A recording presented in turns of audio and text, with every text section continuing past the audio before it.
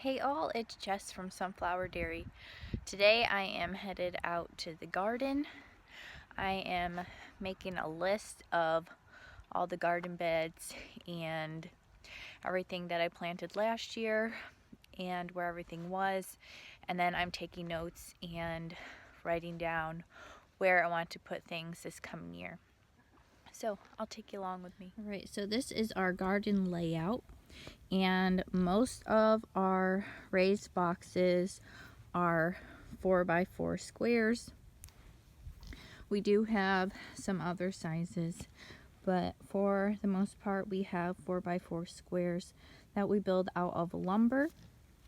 So we have built all of our raised beds ourselves.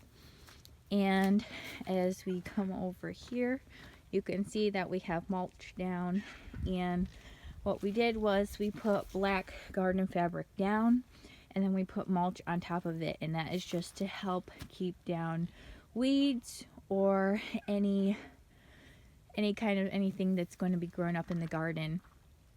So we put that down to keep the garden tidy.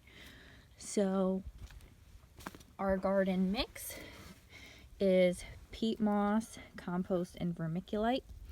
And this mix is a very loose soil, so it's easier for roots to grow down into the dirt.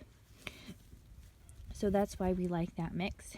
And there's a lot of really rich nutrients in this mix, and to be honest, we have tried several different mixes. This dirt mix is 100% the best dirt mix we've ever used. Our plants love it.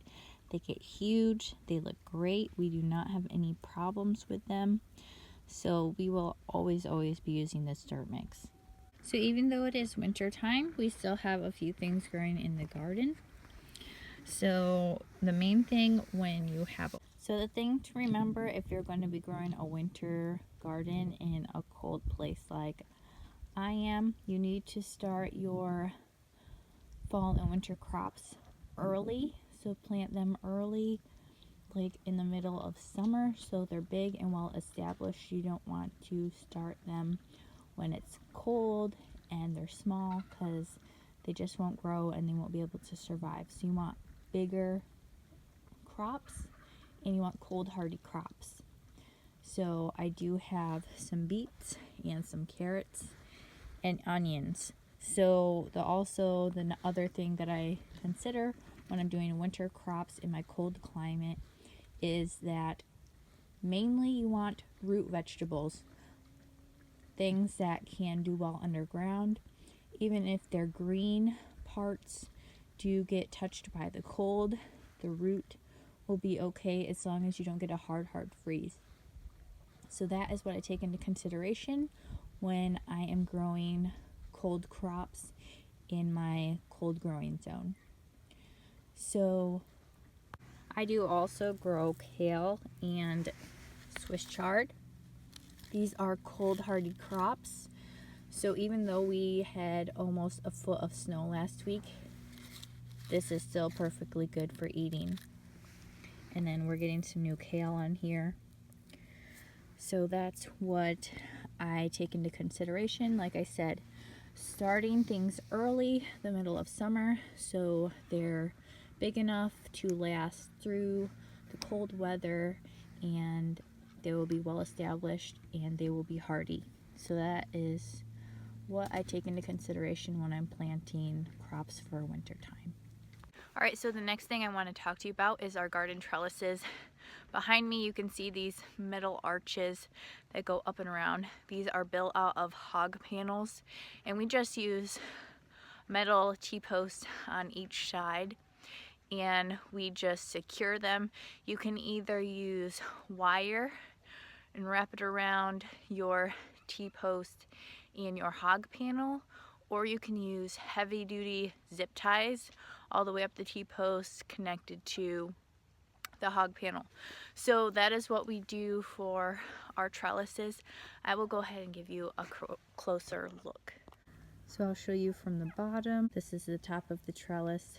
Alright, so as we get up closer to the trellises, see we have a heavy duty zip tie here, And then we have one here, and we like to put the hog panel on the inside of the T-post so that it can lean out against it. So I'll give you one more quick look of the trellis, and we put vining things here, so we'll either plant on the inside, the outside, and it will grow up and around the trellis. So that's what we do for our trellis system. I just wanted to give you another quick look of a different kind of trellis that we do. So this is for tomatoes, and we don't do the arch, we just do about a 4-foot tall piece of hog panel, and we just connect it to 2 pieces of wood, and then we tie up our tomatoes to the trellis. So that works really well for that. All right, thank you for joining me in the garden today. I hope you enjoyed the little garden tour. All right, I am going to get back to planning things out for the up and coming gardening season. I'll see you later. Thanks for watching. Have a blessed day.